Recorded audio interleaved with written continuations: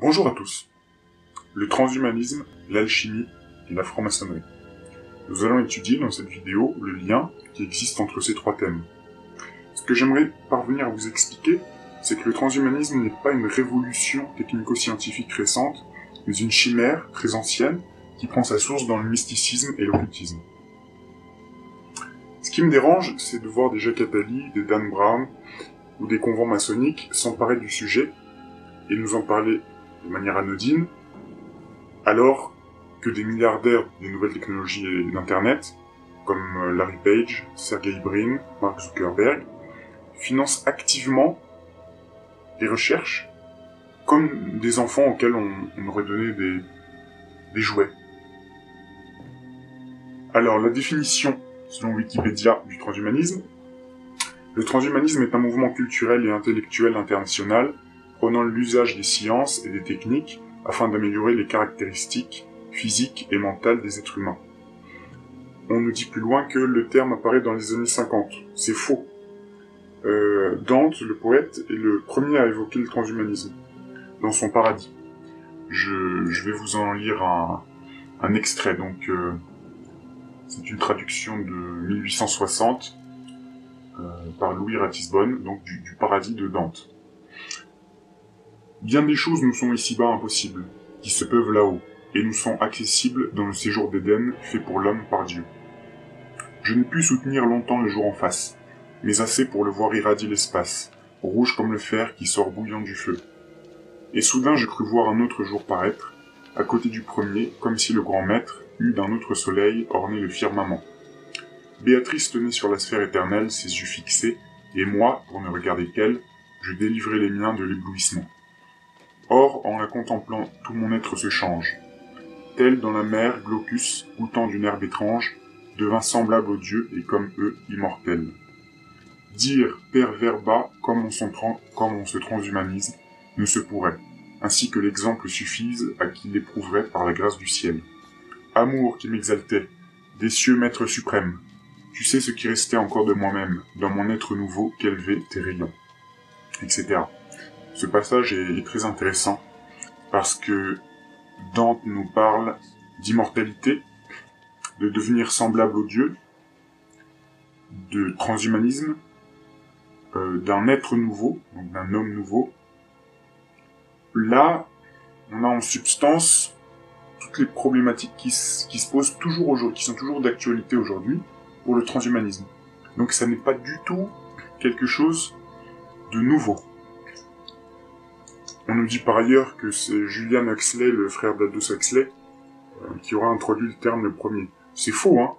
On trouve également ce terme dès 1939 dans un hebdomadaire francophone qui s'appelle La Journée Nord-Africaine. C'est le numéro du mercredi 17 mai 1939, où on trouve le terme de transhumanisme dans une présentation d'une conférence. Donc on cherche à nous faire croire que c'est une notion moderne alors que on s'y intéresse depuis très longtemps, au moins depuis l'alchimie, au Moyen-Âge. Alors, l'alchimie, c'est l'art de la transmutation des métaux. Mais chaque alchimiste aura une définition différente de l'alchimie. Certains considèrent que la visée de l'alchimie est matérielle, d'autres philosophique, d'autres spirituelle, etc. Toujours est-il qu'au Moyen-Âge, l'alchimie était indissociable de la chimie. C'était donc une science. On peut lire, toujours sur Wikipédia, un autre objectif classique de l'alchimie est la recherche de la panacée, médecine universelle, et la prolongation de la vie via un élixir de longue vie. Ça, c'était intéressant. Toujours le thème de l'immortalité. On avait des individus, comme le comte de Saint-Germain, par exemple, ou Cagliostro, qui disaient être vieux de plusieurs centaines d'années, qui étaient immortels, qui auraient trouvé le remède. D'ailleurs, on avait une résurgence du comte de Saint-Germain dans les années 70-80, qui était l'ami de Dalida, l'amant de Dalida, et qui disait des choses très étranges. Nous venons de ce que vous appelez, de ce que les hommes actuels appellent l'Atlantide. L'Atlantide qui était un continent sur ce continent était construite une ville immense qui avait pour nom Hélion. Lorsque le satellite naturel, qui est remplacé par la Lune actuelle, s'est rapproché de la Terre, de la planète,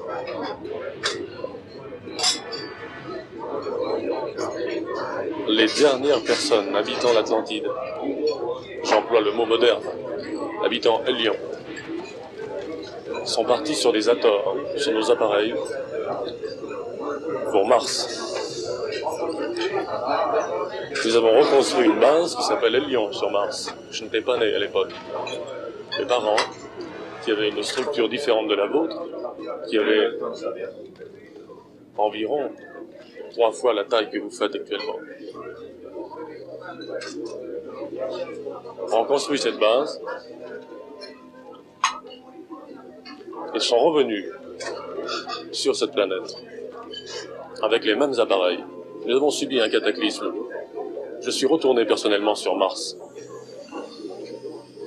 La base existe toujours. Dans peu de temps, dans un temps assez proche du nôtre, vous retrouverez les vestiges de la base.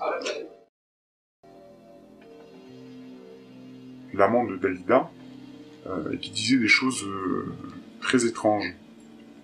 Donc, vous voyez, il y a quelque chose de commun entre le transhumanisme et l'alchimie. Alors, la pierre philosophale, c'est une substance alchimique. Pour Louis Figuier, les alchimistes attribuaient à la pierre philosophale 3 propriétés essentielles, dont celle de guérir la maladie et prolonger la vie humaine au-delà de ses bornes naturelles. Alors, ça me fait penser aussi à autre chose, c'est la quête du Graal des Templiers.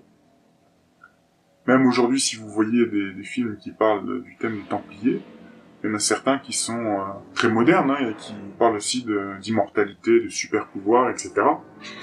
Là aussi, la quête du Graal, le Graal, chacun peut avoir sa définition. Pour certains, ça peut être le Saint Calice, pour d'autres, la descendance de Marie-Madeleine, pour d'autres, le sexe féminin, pour d'autres, l'immortalité, etc. Donc, d'ailleurs, on peut se poser la question, pourquoi, au moins pour l'alchimie et pour la quête du Graal, il y a autant de définitions possibles d'un même terme qui sont autorisées, alors que ça parle finalement de concepts assez simples. Peut-être que c'est pour que les initiés vous maintiennent loin de la vérité, en vous masquant la vérité par un nuage de fumée obscure, et la multiplicité des définitions permettra à vos détracteurs de se moquer de vous, en disant « c'est pas du tout ça ». En réalité, l'alchimie, ou la quête du Graal, etc., c'est ça. Non, mais personne n'a la vérité déjà. Ça peut se situer à des plans différents. Alors pourquoi je vous parle de tout ça? Là, on s'enfonce dans le mystique. Mais parce que tout ça, ça parle des mêmes choses. Dans le sens moderne, concret de la quête du Graal, par exemple, ça décrit un objectif difficilement réalisable, mais qui apportera au monde de nouvelles connaissances ou permettra une application originale sur la matière. Or, qu'est-ce que transhumaniser, si ce n'est le fait que l'homme souhaite marquer la nature de l'empreinte de sa volonté? En d'autres termes, le transhumanisme, si c'est dépasser les limites de l'homme, c'est en quelque sorte se mettre à la place de Dieu. Je m'explique. À partir du moment où vous pouvez vous soigner vous-même, remplacer vos organes déficients, améliorer votre raisonnement intellectuel, vos capacités physiques, devenir immortel, d'office, du moins du point de vue religieux ou catholique, d'office, vous vous supplantez à la notion de Dieu. C'est-à-dire que vous vous considérez vous-même comme un Dieu, omnipotent, omniscient, etc. Donc dans ce sens, le transhumanisme est une sorte de divinisation de l'être. Ce qui m'amène à vous expliciter la chronologie de ce concept de divinisation de l'être. Je partirai historiquement de la gnose. Alors, de façon très générale, la gnose, c'est un concept philosophico-religieux selon lequel le salut de l'âme passe par une connaissance, expérience ou révélation, une connaissance directe de la divinité, et donc par une connaissance de soi. Certains auteurs disent que les premiers chrétiens, les chrétiens primitifs, étaient gnostiques. Et on nous dit aussi que le plus pur enseignement chrétien se trouverait dans le Nouveau Testament, notamment dans Saint Jean, Saint Matthieu, etc., etc. Alors, les premiers chrétiens auraient été gnostiques. Cette notion nous rapproche tout de suite de la franc-maçonnerie. Un des buts de la franc-maçonnerie pour l'individu est de trouver la pierre cachée qui est au fond de lui. Ça peut être la pierre philosophale, ça peut être la connaissance, ça peut être aussi le divin en lui. Là aussi, c'est un peu opaque, mais en général, c'est ce qu'on retrouve. Visite l'intérieur de toi, et alors, en rectifiant, tu trouveras la pierre cachée. Ensuite vient l'illuminisme, qui n'est pas né non plus au XVIIIe siècle, qui était déjà présent au XVIe siècle avec le rosicrucianisme, les alumbrados d'Espagne, etc., etc. L'illuminisme, dont un des membres les plus connus est Adam Weishaupt, le fondateur des Illuminés de Bavière, ou des Illuminati. Nous avons un autre illuministe, dans le sens général du terme, qui est Swedenborg. Et Swedenborg, qu'est-ce qu'il disait? Il disait que, vous pouvez trouver ça dans un abrégé de ses œuvres, Dieu est homme.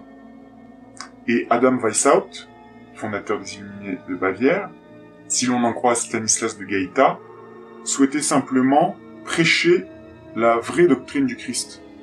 Ça paraît paradoxal, hein. C'est-à-dire que ceux, aujourd'hui, qu'on nous décrit comme Illuminati, historiquement contre l'Église, voulaient nous révéler le sens caché du message du Christ. Alors là aussi, c'est un nuage de fumée, hein, c'est compliqué.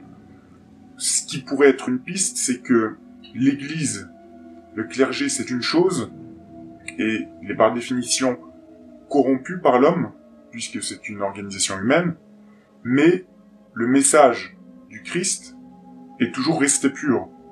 Mais il a été occulté, soi-disant, par ce clergé corrompu. C'est un petit peu la doctrine d'Adam Weishaupt. Donc je ne vais pas m'égarer, simplement pour vous dire qu'à travers les époques, à travers tous ces groupuscules qui ont des noms différents, on a une ou plusieurs lignes directrices qui est la recherche de la connaissance, de l'immortalité. Donc c'est un point commun aux gnostiques, aux templiers, aux illuministes, ou aux illuminés, etc., etc. Mais on peut aussi continuer plus loin. Qu'est-ce qui vient juste après Adam Weishaupt? C'est la Révolution française.